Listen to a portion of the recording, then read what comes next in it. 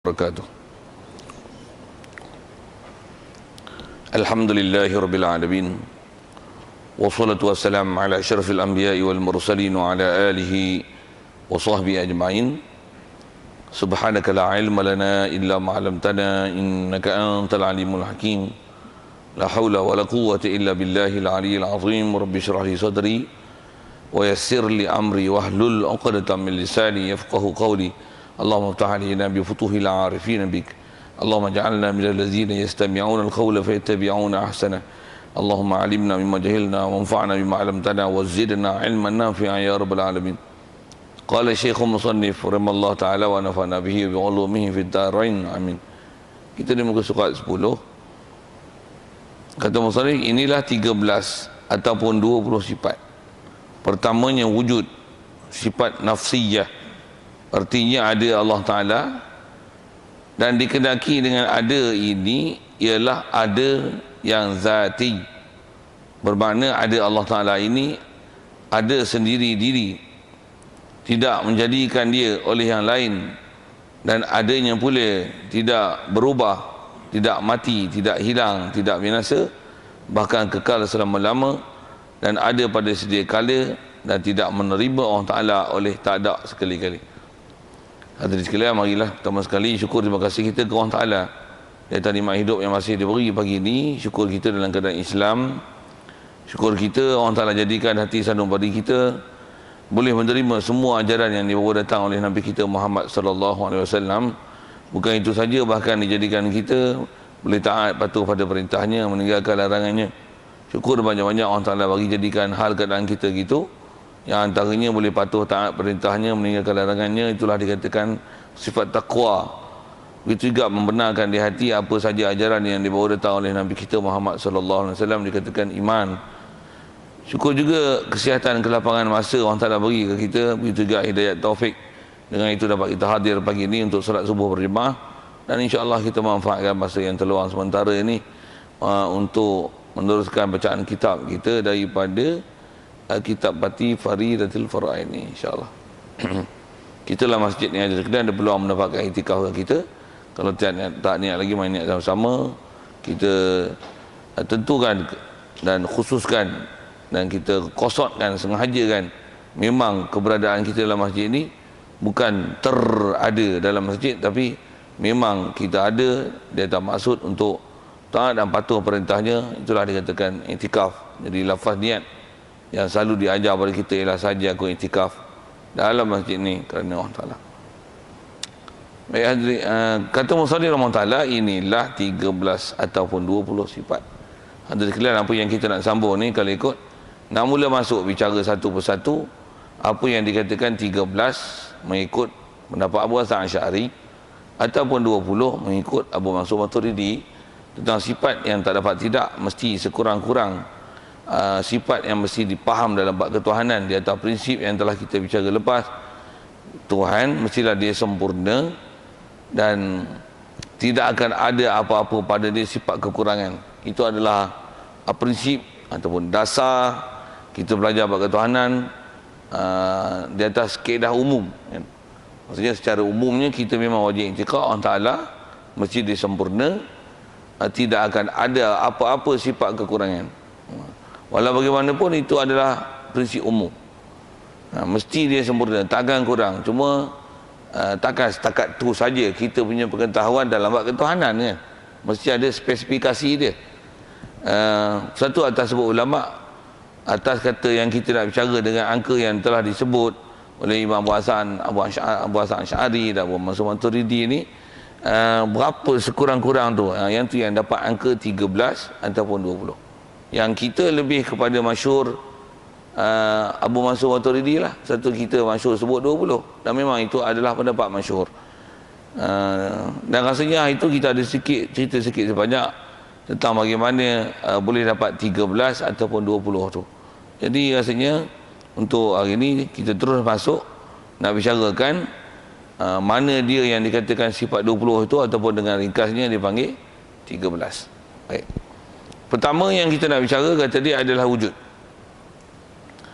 Atas pembicaraan sifat wujud ni dipanggil sifat nafsiyah. Baik, sebelum masuk bicara apa tu tuan-tuan, sifat pertama yang kita wajib i'tiqad dalam bab ketuhanan yang atas senarai tak dapat tidak, ini adalah angka yang paling minimum yang mesti kita ketahui. Jadi pertama sekali mestilah dasar bab ketuhanan untuk sah pengiktirafan kita bahawasanya dia adalah Tuhan sempurna, tak dapat tidak, mesti mula-mula iktiraf dia wujud dulu lah. Kalau tak bicara bab wujud, maksudnya mesti kena yakinkanlah kewujudan dia dulu, barulah boleh beri pengiktirafan bahawasanya dia lah Tuhan sempurna. Baik. Atau bicara pun, kalau nak bicara sesuatu perkara, mestilah mula-mula kita nak bicara, mestilah bicara tentang wujud tak wujud dulu, kan? Satulah sifat yang pertama yang tak dapat tidak hendaklah dibicara dalam bab ketuhanan, mestilah bicara tentang wujudnya dia. Di atas kalau kita sebut kaedah mudah tuan, yang khususnya atas sekurang-kurang fardu ain yang kita kena faham dalam bab mesti Allah Ta'ala ada, dan kita mesti yakin dan i'tiqad bahawasanya memang dia ada. Tak boleh nak dinafikan, terutama dengan kita dah belajar lepas. Prinsip kita belajar ni mestilah dengan kaedahnya istilah ma'rifah. Ma'rifah dengan mana al-jazmu mutabiq lil haq an dalil, mesti ada yakin. Yang yakin kita mestilah tepat mengikut kaedah ahli sunnah wal jamaah, dan mestilah dengan berdalil. Jadi kalau dengan kaedah prinsip dalil tu, apa bukti bahawasanya memang Allah Ta'ala ni ada? Secara mudahnya tuan-tuan, kalau kita sebut dengan kaedah berfikir pun, yang ulama bagi contoh mudah dari si kaedah berdalil tu, kata dia ayat yang selalu disebut dalam kitab ialah Baharu Alam ataupun alam ini. Kalau kita sebut dengan bahasa mudah kita, kalau tak sebut alam pun, adanya bukti yang memang Allah wujud, kita sudah buah alam tu kot besar sangat, besar lagi dari tumpah tak hati nak mikir, kan? Kita ni ialah bukti bahawasanya Allah Ta'ala ada. Pasal 100 tahun dulu kita ada kat mana? Tuan-tuan jawab tak? Yang tu yang isyarat Quran, dia kata, dan Allah Ta'ala persoalkan tentang kewujudan kita satu masa dulu yang kita ni tak pernah disebut pun. Kita ni tak pernah disebut. Kita tu tasawwur lagi kita. Hal ata 'alal insani hinun minad dahri lam yakun syai'an mazkura. Pernah datangkah kepada manusia? Allah Ta'ala datangkan dengan uslub pun pertanyaan, dia datangkan istifham, dan kita kena jawab. Dan pertanyaan pun disuruh kaedahnya datangkan kaedah penaklukan akal dengan kaifiat berfikir. Pernah datang tak satu ketika dulu, hal ata 'alal insani hinun, datang satu ketika, satu masa, satu zaman, yang zaman itu, ketika itu, hin itu, lam yakun syai'an mazkura, manusia ni tak pernah disebut pun. Maksudnya tak pernah ada kewujudan lagi kat kita. Kalau khusus ke kita itu, kita sendiri. Kalau khusus kepada insan itu sendiri, atas kata insan ni bermula dengan Nabi Adam AS. Nabi Adam pun sebelum tu tak pernah disebut pun. Pernah datang ke masa tu? Ya. Kalau kita patah balik zaman belakang dari segi kaedah berfikir, memang tak pernah disebut. Jadi di atas kalau kita sebut, saya sebut di kaedah mendalilkan Allah Ta'ala tu, ada ke Allah Ta'ala? Ada. Jadi tak ada dia macam mana? Kita yang atas kaedah berfikir dan berdalilnya, di mana kita? 100 tahun dulu, apatah lagi kalau tanya dengan 1000 tahun dulu, apatah tanya 1,000,000 tahun dulu, memang tak boleh nak bagi jawapan. Tuan, di mana kita? Kalau umur kita pun baru 50, 60, 100 tahun dulu di mana? Mak bapak kita pun tak tahu kita di mana lagi sebelum kita dilahirkan. Jadi nak sebut tak mana? Bila kita dulu tak ada, sekarang ada, surely semestinya kita daripada tak ada kepada ada, yang mengadakan kita mesti ada. Itu ya kaedah berfikir dia, format dia. Yang mengadakan kita mesti ada. Tu ada. Selesai. Ajar pun dengan kaedah berfikir. Atas kaedah Quran, kalau sebut kata apa bukti wujud, yang ni yang disebut oleh ulama, antara kita nak dapatkan ilmu ni, antara alat yang dipakai tu akal, selain daripada Quran, hadis yang memang itu adalah reference kita untuk kita buat rujukan. Tapi ada benda yang kalau kita tak reference ke Quran pun, siapa yang, kalau sebut dengan kaedah hari ni, siapa yang berani angkat tangan nafi bahawasanya memang Tuhan tak ada? Bagi soalan macam tu kantor tak boleh jawab lah. Kita dulu tak ada, sekarang ada. Macam mana kita boleh ada? Jawab. Habis. Etis pun mesti beriman. Tak beriman kalau kau bagi alasan. Jawab tu dulu. Jawab tu dulu. Naturally, siapa yang buat nature? Mesti Allah. Kalau cuma sebut ke Allah tu secara spesifik, dia bahas panjang lah satu-satu tu. Kenapa mesti dia? Tapi dasar kita sebut, mestilah creator tu wujud. He exists. Dia ada.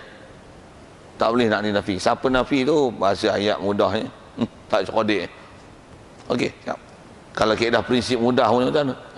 Botol ni ada kat sini. Siapa yang akan percaya bahawasanya botol ni ada tanpa ada siapa yang menjadi yang betul? Kan prinsip mudah itu. Apatah lagi kita, begitu juga alam yang segini besar takkan tiba-tiba terjadi dengan sendiri tanpa ada yang menjadikannya, tanpa ada pencipta, creator yang create dia, takkan ada gitu, mustahil. Satu mesti ciri pertama dalam bab ketuhanan ni, mesti mengiktiraf kewujudan dia dulu. Baik, dari segi hukum i'tiqad dan dalil, hak itulah fardu ain yang kena belajar kita. Cuma dia detailkan sikit ni. Baik, apa maksud wujud tu? Okey. Yang ni bila bahas macam ni tuan-tuan, dia ialah bahas istilah. Dia ialah bahas dengan apa yang ulama dah detailkan untuk kita. Jadi ada beberapa istilah yang kena faham sikitlah. Pertama disebut wujud ni adalah sifat dan sifat nafsiyah. Ada dua perkara kena faham tu, sifat dan nafsiyah. Pertama kena faham sifat.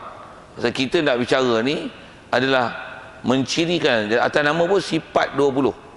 Bila nak sifat ni sifat siapa? Nak sifatkan ke zat Allah. Jadi Allah, diri Allah, zat Allah. Apa yang dinisbah ke dia adalah dipanggil sifat. Jadi wujud bukan diri Allah. Wujud adalah sifat yang kita nisbah ke Allah. Allah wujud. Kita nisbahkan wujud tu ke dia. Jadi wujud adalah sifat. Faham takrif? Atas sebut ulama definisi yang dia beri, dia kata zat ila maqama bi nafsi, sifat ila maqama bil ghaib. Ini adalah istilah sebut ulama, tak kita bahas. Pasal tak dapat tidak bila kita bahas tentang Tuhan dan ciri Tuhan, mestilah Tuhan itu diri je. Mestilah apa yang dinisbah ke dia itu adalah, kalau atas istilah tu yang sifat maqama bi ghairi, sesuatu yang kita nak bicara dia terpaksa sandarkan kepada perkara lain. Dia tak boleh berdiri binafsih. Maksudnya sifat, mana mungkin sifat kita cirikan pada sesuatu, melainkan mesti ada zat yang sedang kita bicara untuk sandarkan sifat ini kepada dia. Jadi di atas takrifan dan definisi itulah, maka wujud ni apa? Wujud sifat lah. Sebab wujud bukan zat. Okey, selesai. Itu tentang takrif sifat tu sendiri. Dan atas istilah juga wujud dipanggil nafsiyah. Nafsiyah, kalau asal terjemah mudah tu nafsiyah daripada perkataan nafs. Asal terjemah mudah tu nafs maksudnya diri, antara makna terjemahnya. Dan dia bukan sifat nafs, tapi disebut nafsiyah. Kalau kita belajar bahasa Arab tuan, nafsiyah dia ada ya nisbah di situ. Macam mana kita sebut insan, insaniyah, haiwan, haiwaniyah. Apa lagi yang ada yah belakang tu kan. Melayu, melayuwiyah. Tu. Arab, arabiyah. Itu apa beza Arab, arabiyah? Insan, insaniyah. Kalau insan bahasa mudah, manusia. Insaniyah, sifat kemanusiaan. Kalau kita belajar bahasa Arab, pengistilahan ya nisbah dengan ya bertasydid dengan ta ni, yang ni dipanggil bab nasab. Dia ada satu uslub dalam Arab yang kalau bahasa Inggerisnya dia lebih kurang ada makna belongs to. Dan Ali shop, Alice shop, maksudnya the shop belongs to Ali. Jadi kalau sifat nafsiyah, sifat yang belong to nafs, maksudnya yang disebahkan. Cuma nak kata belong tu menunjukkan pemilikan. Tapi kalau asal bahasa Arab ni bila sebut nafsiyah, sifat yang kita grupkan dia, kita kategorikan dia kepada mana nafs, mana diri. Itu terjemahan tuan-tuan. Macam mana pun kenafsiyah tu sendiri dulu. Pasal kalau kita umum pernah belajar sifat 20 ni, antara benda yang kita rasanya taklah pelik nak dengar, pembahagian ataupun taksimat dibahagikan, ditaksimkan apa bahasa moden ni, hipotesis. Dihipotesiskan sifat 20 tu kepada nafsiyah, salbiyah, ada ma'ani, ma'nawiyah. Jadi dia nak bagi huraian itulah. Wujud ni satu, nafsiyah ni satu saja. Itulah bab wujud. Dan wujud dipanggil nafsiyah pasal bila sebut ada, yang maksud nafsiyah tu sifat yang dikategorikan kepada ada, digrupkan kepada diri. Kepada makna diri. Pasal apa? Pasal bila sebut ada apa? Ada zat. Ada diri zat. Maksudnya ada Allah, ada diri Allah. Itu yang dipanggil nafs. Bila nafs, wujud adalah sifat. Dipanggil sifat pasal mensandarkan wujud ke zat. Dipanggil nafsiyah pasal apa? Bila sebut ada apa? Ada Allah lah. Kalau kaedah yang disebut ulama atau bicara istilah ada ni, disebut dalam matan Jauharah tu atas kaedah ulama bahas, dia kata wujudu syai'in ainuhu. Bila kita sebut ada sesuatu adalah ain sesuatu. Katalah kita buat mudah ni, botol ni, tuan-tuan jawab tak? Ada tak ada? Botol ni ada tak ada? Hatu pun tak boleh jawab, leceh okey lah, macam mana pun tanya ni, botol ni ada, tuan-tuan kata ada tu ada apa? Ada botol tu lah. Itulah dipanggil sifat. Kata sifat siapa? Pasal ada katakan ke botol, itu sifat. Pasal apa panggil nafsi ya? Pasal bila kata ada tu ada apa? Ada botol ni lah. Okey, sekarang botol ni tak ada. Ada tak botol? Kenapa tak ada? Tak ada botol. Ada tak? Ada apa? Allah ada tak? Ada apa? Ada zat Allah, diri Allah. Diri Allah tu nafs Allah. Cuma istilah dalam tauhid tak dipanggil nafs. Allah tak panggil nafs kat dia. Allah diistilahkan zat Allah, diri Allah.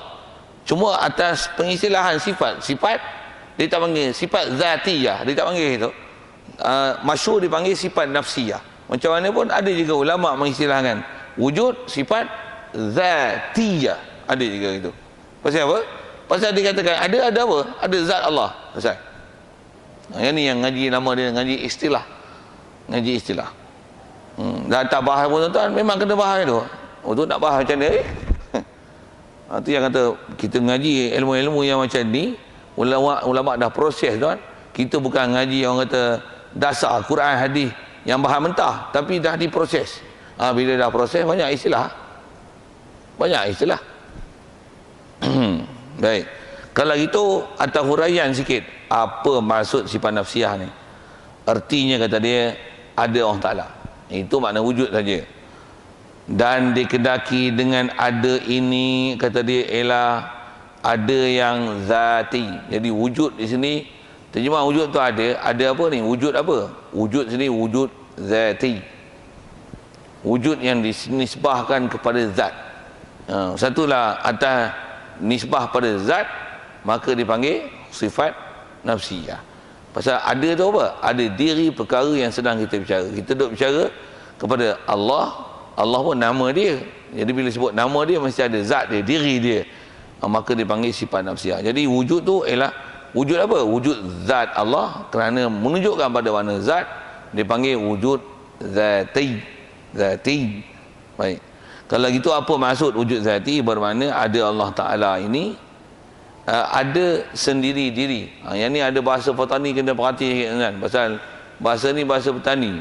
Pengarang ni Haji Nik Abdullah Al-Jambui, orang-orang petani, bukan orang Malaysia. Jadi dia guna bahasa uslub orang petani kan.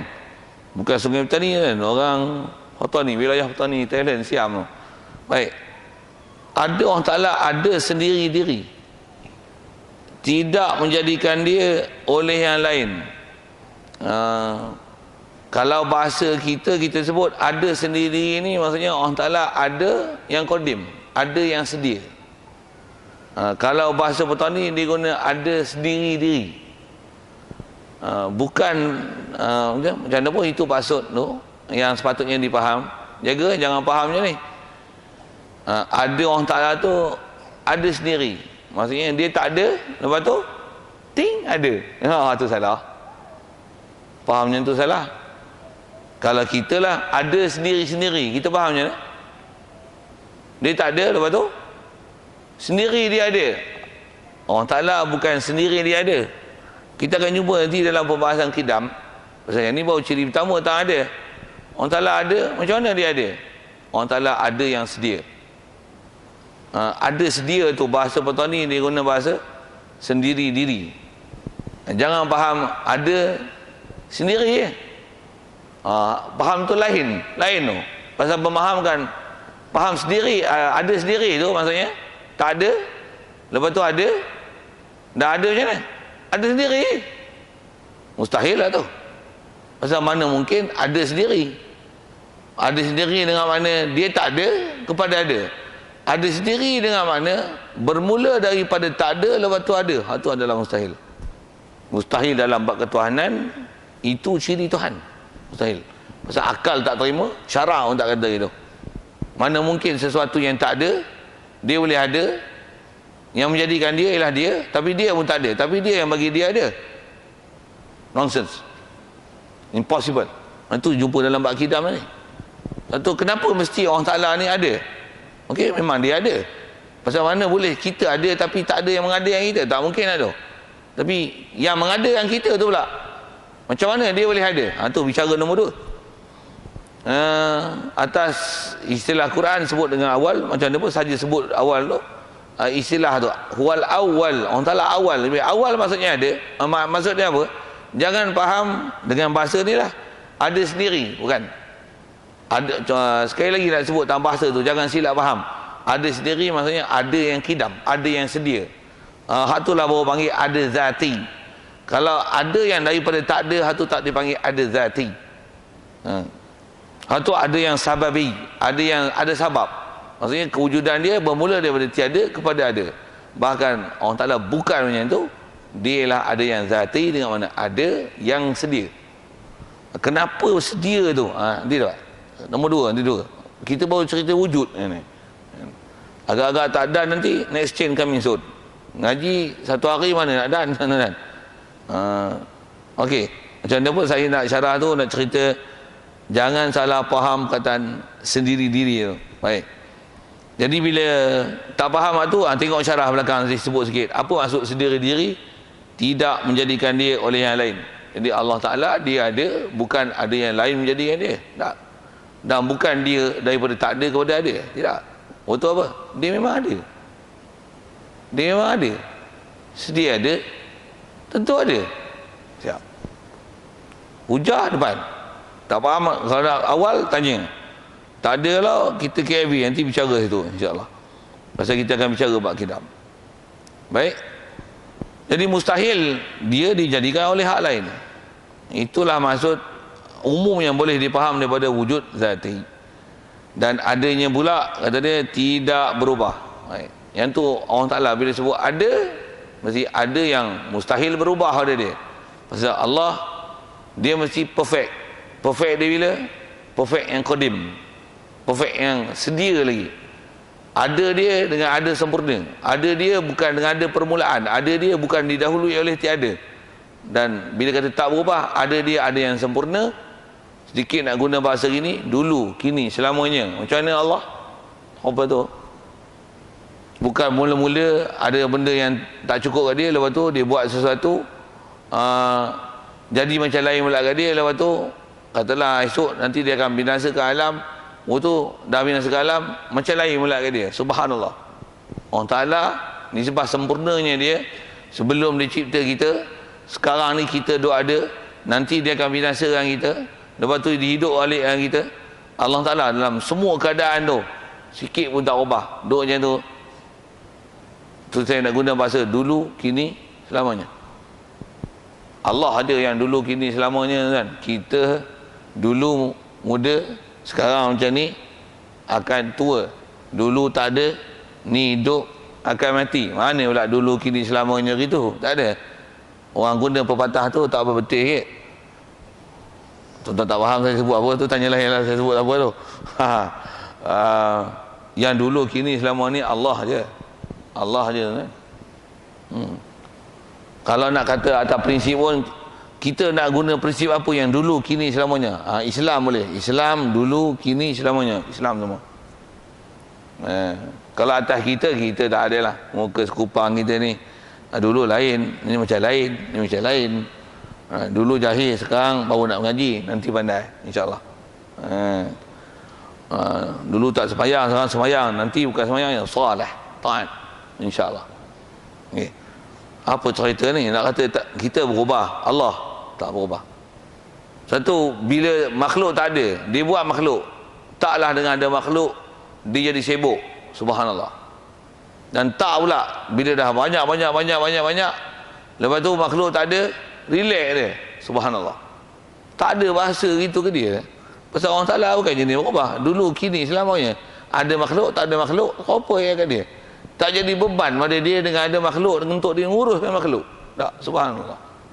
Takkan gitu pada dia. Itulah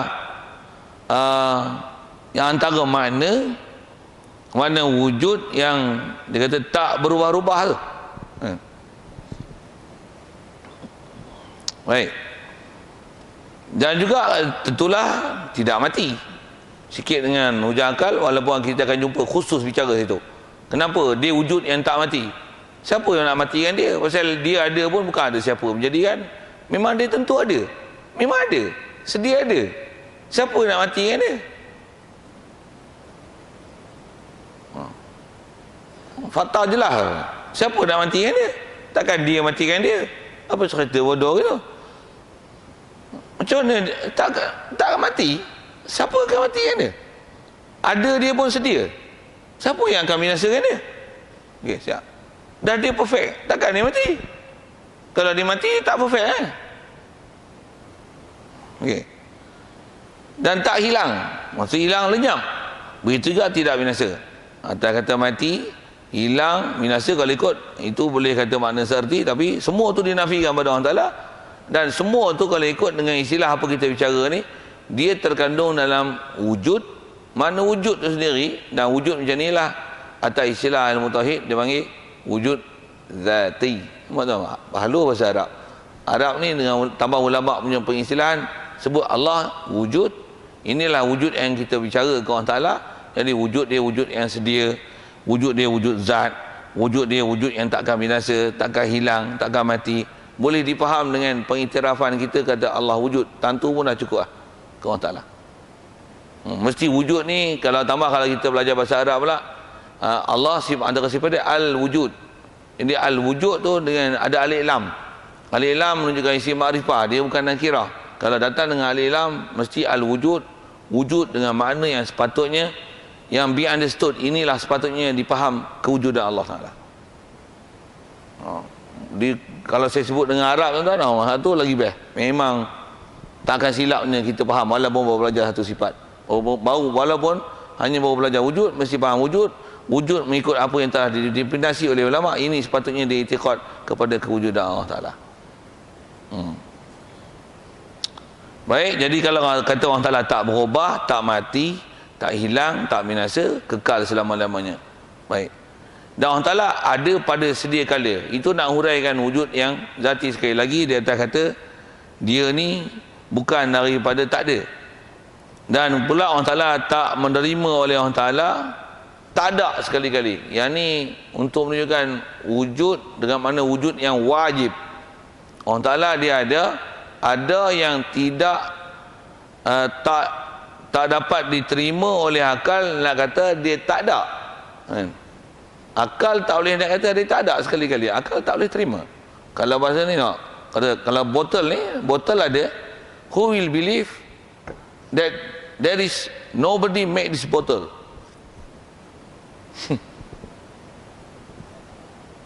Buat muka gitu ya senang, tak jawab tak apalah. Nobody will accept it. Nobody will believe it. Who believe it? Cakap orang putih ya. Who accept it? This bottle exists here, but nobody create it.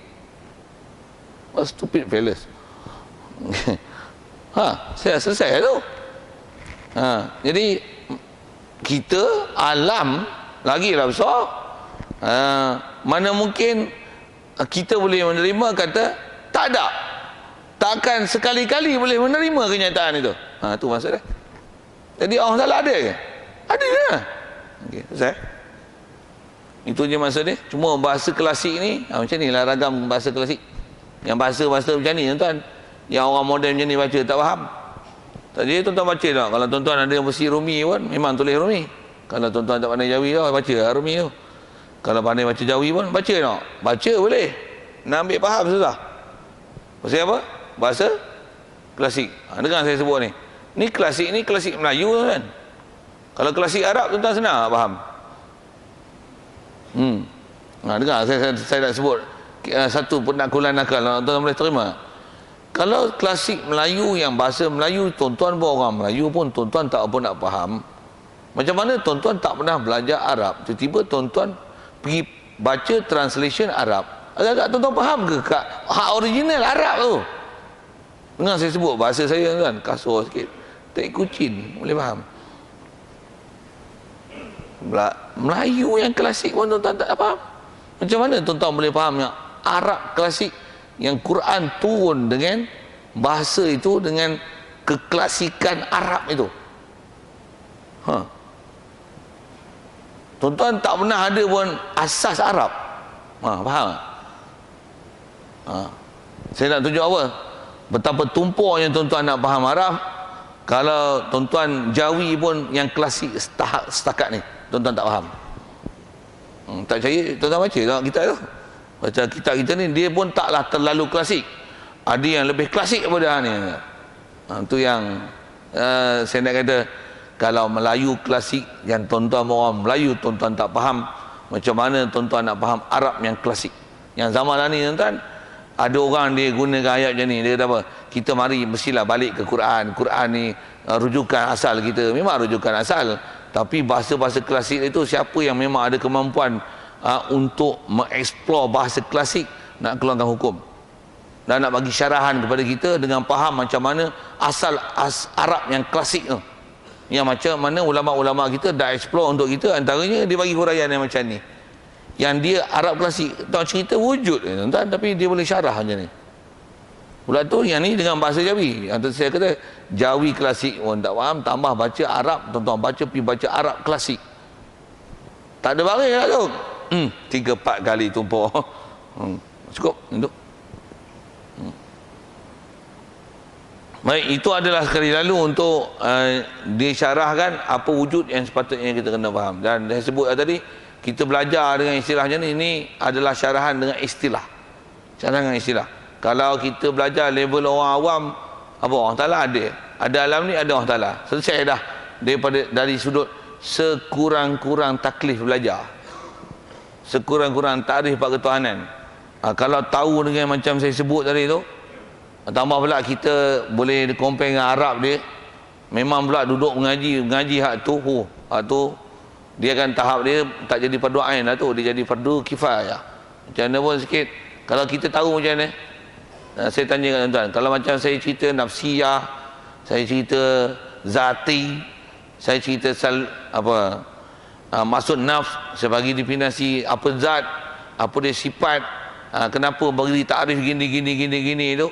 Kalau macam mana saya boleh cerita, tuan-tuan cerita macam mana? Best tak? Tuan-tuan mesti faham clear. Cuma sekali dengar kot tak boleh nak ingat, itu je lah. Macam mana pun nak sebut, kena ke ada faham gitu? Kena. Kalau tak, dia punya fahaman tu tak solid.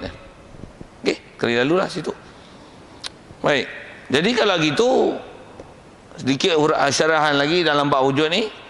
Wujud ialah sifat yang subutiyah. Kalau gitu, wujud ialah sifat yang subutiyah. Satu lagi istilah dia yang sebut, wujud ialah sifat. Ya betul lah, kita dah bicara tak ada sifat tadi. Dan dia gunakan satu lagi istilah, sifat subutiyah. Subutiyah daripada as-subut. Apa dia as-subut? Tu yang dia bagi in bracket tu, tetap. Maksudnya sifat tetap, mesti. Dia sifat yang tak boleh nak dinafi, tak boleh nak dibangkang. Maksudnya apa? Mesti sebut. Alam ni ada, mendalilkan memang wujud, sebut kau salah. Selesai. Sebut. Tu bahasa Arab ni kaya bahasa dia sebut tu, ada menunjuk pandang pada sudut, ada dia menunjukkan ada tu ada zat, ada benda yang kita bicara. Kalau ada masjid, maksudnya ada diri masjid. Ada Allah, mestilah ada zat Allah. Pandang pada sudut tu nafsiyah. Allah Ta'ala mesti ke ada? Mesti kata ada kat dia. Pandang pada sudut tu Allah wujud, wujud adalah subutiyah. Jadi boleh beza, boleh diistilahkan kepada nafsiyah ataupun dinisbahkan kepada subutiyah pasal dia lain view. Yang ni tengok ikut sudut wujud menunjukkan makna zat. Yang ni wujud mesti dikatakan wujud, tak boleh dinafikan. Pandang pada sudut tak boleh dinafikan, dia sifat subutiyah. Pandang pada sudut dia menunjukkan makna diri zat Tuhan, dia lah sifat nafsiyah. Cara ulama bahas satu-satu walaupun benda yang sama, tapi pengistilahan dan penamaan tu bila lain angle, lain view, lain nama. Itulah sikit. Kalau kita sebut macam mana, kita ialah bapa, kita ialah suami. Pasal apa panggil bapa pasal suami? Bapa pandang pada sudut kita ada anak, tengok angle kita ada anak, kita adalah bapa. Tengok kita ada isteri, kita adalah suami.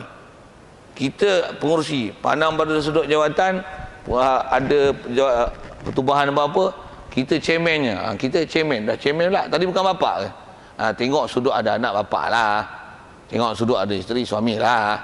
Tengok sudut ada bapa, anak lah. Tengok sudut ada tuan, cucu lah. Pasal apa boleh tu? Different angle. Ni pun wujud ni nafsiyah ke subutiyah? Tengok pandang pada sudut ada tu, ada zat Allah lah, nafsiyah. Ada, mestilah kata ada, mana boleh nafi. Itu subutiyah lah.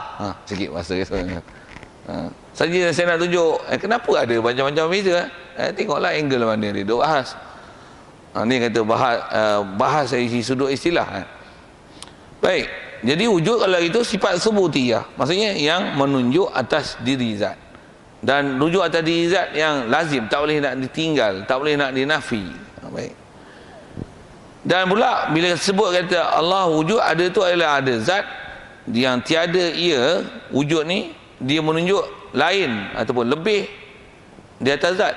Dia tak menunjukkan lain. Maksudnya sekadar untuk menunjukkan wujud tu wujud apa? Wujud zat. Dekat tu jelah. Kalau kata botol ni ada apa? Ada betul lah. Dia tak ada lebih, tak menunjukkan pencirian yang lebih pada itu. Sekadar nak menunjukkan diri perkara kita bicara sabit. Itulah maksudnya wujud, dia tak menunjukkan lebih ataupun tak menunjukkan lain daripada zat. Dia hanya menunjukkan diri perkara yang kita bicara semata-mata. Dengan bahasa lain, wujud ialah bahasa mentah untuk menunjukkan wujud diri Tuhan. Selesai. Dia tak menunjukkan kesempurnaan itu. Wujud taklah menunjukkan ada kesempurnaan. Tak. Wujud hanya menunjukkan Tuhan yang kita bicara, yang nama Allah ni ada. Okey, itu saja. Itu maksud tiada ia lebih, tiada ia lain daripada zat. Baik, selesai. Dia sikitlah guna istilah subutiyah tu. Dan memada akan mukallaf bahawa mengetahui bahawasanya Allah Ta'ala itu maujud. Terjemah maujud ni yang ada sebagai ada yang tiada nampak pada akal tak adanya. Yang ni dia sebut apakah sekurang-kurang tahap yang kena belajar khususnya atas nama mukallaf untuk faham dalam bab ni. Kita ambil bahasa mudah dulu untuk tengok berapa istilah sikit itu. Kata dia memada mukallaf orang balik berakal, khususnya kita orang Islam yang memang kita kena faham bab Islam. Khususnya faham bab Islam ni, faham bab ketuhanan. Untuk faham ke Allah Ta'ala ni, kata dia memada dah bahawa mengetahui Allah Ta'ala tu dia guna bahasa maujud. Asal kita bicara wujud. Lagi tengok sikit beza itu, InsyaAllah. Jadi cukup dengan dia kata Allah Ta'ala wujud sebagai ada yang tak nampak pada akal tak ada ya. Jadi atas mukallaf mesti dia yakin Allah Ta'ala ada. Dan ada ni nak kata tak ada tu tak boleh, tak mungkin, impossible kata dia tak ada. Kalau tak faham macam mana kita bicara wujud, sifat nafsiyah, sifat subutiyah, wujud ni wujud zati, tak erti langsung istilah. Tapi kata dia mesti Allah Ta'ala ada, tambah kita punya akidah pun dah ke Allah Ta'ala terus, Allah Ta'ala mesti ada, tak mungkin tak ada, tak mungkin tak ada. Cukup dah untuk jadi sah pengiktirafan Allah Ta'ala ada. Dia sebut itu adalah sekurang-kurang pengiktirafan. Sebut sekurang-kurang pengiktirafan, dia bukan sekurang-kurang hafalan, tapi sekurang-kurang pengiktirafan. Jadi mesti iktiraf itu tahapnya, dia kata tak nampak pada akal, tak ada. Maksudnya akal nak kata tak ada tu dia tak nampak. Tentu kot nak tu ahli bahasa sikit kan. Nak kata tak ada tu tak ada jalan. Tak ada jalan ni bunyi orang putih sikit. No road. no way. Saja saya buat road tu. Betul ada orang tegur lah bahasa. No road. Tak ada jalan. Tak ada jalan nak kata Allah Ta'ala ada. No road that we can say that Allah Ta'ala is not exist. No road, no way. No way lah. Wopi road tu dah jalan tu. Mana ada apa cara kau fikir ni nak kata Allah Ta'ala tak ada. Tak ada jalan langsung lah nak kata Allah Ta'ala tak ada.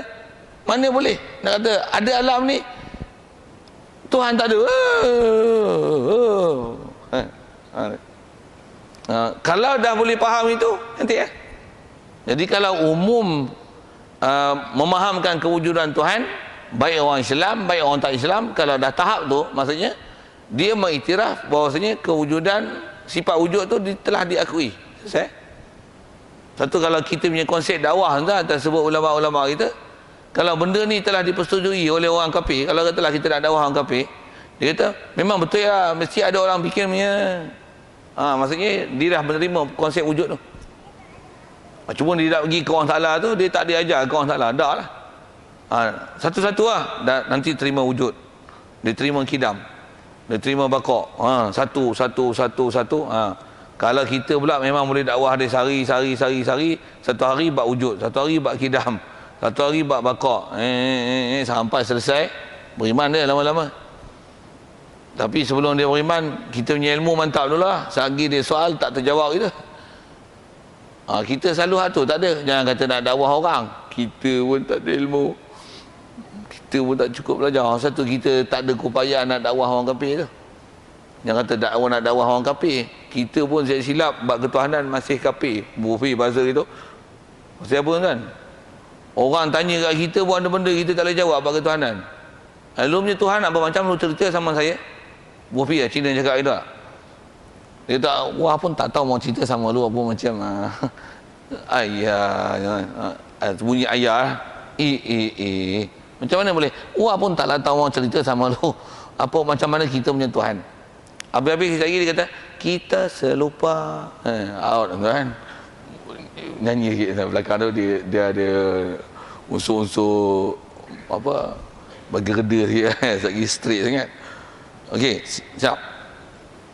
Jadi asal nak sebut sekurang-kurang mesti mengakui itu. Macam mana pun sikit kita renung sini tuan.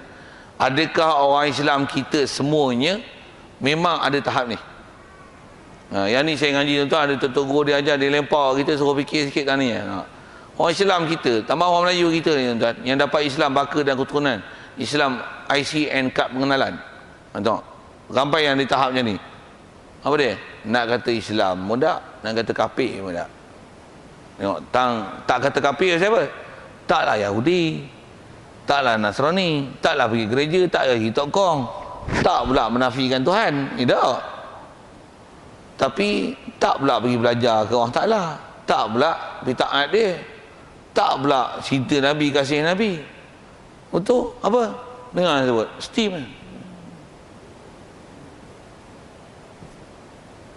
Itu makan minum, itu yang Allah Ta'ala buat bandingan ulaika kal an'am, macam binatang, macam lembu kambing ni.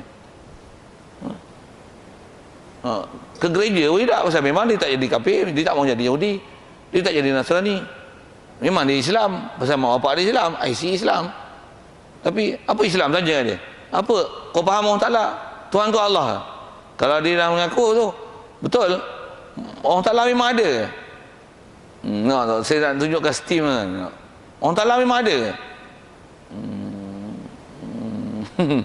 Itu tu tahap dia macam tu. Kalau dia memang mestilah ada, takkan tak ada kot. Okey, dah ada, apa kau buat? Dah dia suruh dia ada, takat tu je ke kau punya Islam kau? Apa kau nak buat pula lepas kau dah yakin dia ada? Macam tu je. Kebanyakannya macam mana? Itu tu yang saya ngaji, ada guru guna bahasa Islam, budak kafir budak atau apa, tu steam. Tu yang saya ada syarah macam ni. Kita bangsa Melayu kan, Melayu, L-A-Y-U, ayu. Ayu. Bolehlah bahasa Melayu nak kata hina bangsa pun, dah memang bangsa aku jadi hina gitu. Hina mengaku lah benda salah kan. Salah mengaku salah. Saya tak malu nak mengaku benda yang memang kita layu situ.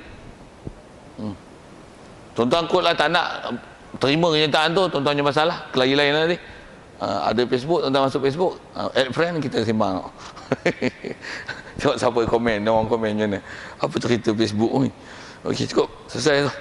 Apa nak cerita tu ialah sekurang-kurang mukalah mesti iktiraf macam tu, tuan-tuan. Satu, kalau dia punya akal dia tak strong untuk mengiktiraf ke Allah Ta'ala, itu yang dia akan jadi layu terus. Umur 60 pun tak semayang pun.